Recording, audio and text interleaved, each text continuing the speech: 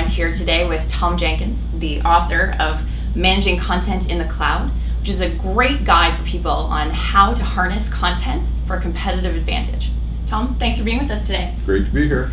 So I have a bunch of questions for you, but first and foremost, this book is a great guide for large businesses that are looking to harness their content and become more nimble.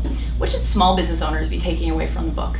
Well, small business owners should be looking at all the service offerings. So when we speak in the book about, for a big business, they still have the sort of choice, do I bring it in-house, do I use a service like software as a service, that sort of thing in the cloud. For a small business, the advantage, the sort of productivity advantage versus the cost and security, they should go to the service in the cloud for sure and not bother with all of the intricacies of getting servers and IT staff and what have you. So that's why this book really addresses the balancing that goes on for large corporations. For small and medium-sized companies, I immediately go on in a cloud service right away. Okay. I wouldn't bother. Talking about a social marketplace and blending of the organization, you're as a consumer, but you're also as an employee. So how do you overcome that? I mean, so I'm a business owner, but at the same time, I have my personal life existing on Facebook. Yeah. What do you recommend for that? Yeah. Organizations have to create the rules that make sense for that organization. If you're a pharmaceutical company, if you're a transportation company, if you're a consumer goods packaging company, the rules will change to suit your particular circumstance. And all we can do as technology companies is to create all the business rules that allow that organization to then strike that balance. And then what happens is you also have a dilemma that culturally it changes.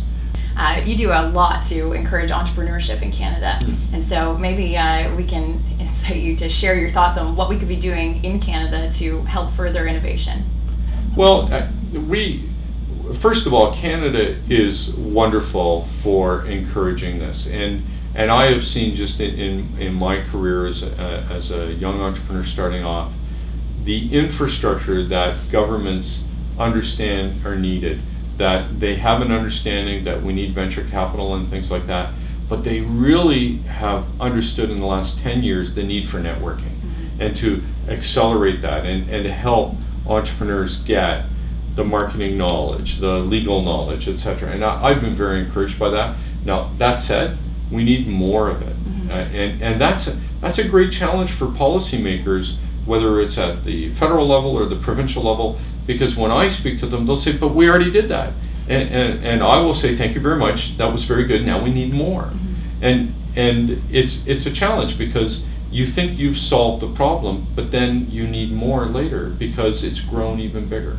And I think that's our biggest challenge, is that in the entrepreneur community, we should not be complacent with policymakers, infrastructure people around venture capital and what have you, because we have to educate them that this is a process, and if we do well, we're going to need more later. And I think that's the biggest bridge that we've got to cross, that we've really got to realize that this is a journey, not a single event, and that no matter what we do in entrepreneurship, we will need more of it, because entrepreneurship and small business will drive the economy. It is now, but it'll drive it even more. For all the things we just talked about, that specialization will increase even further. So it's a continuing changing landscape, and we need to keep up with it. Yeah. Great. Well, thank you so much for being here. It was a pleasure to meet you. Okay. I'm Sarah Prevette. Thanks for watching Sprouter TV.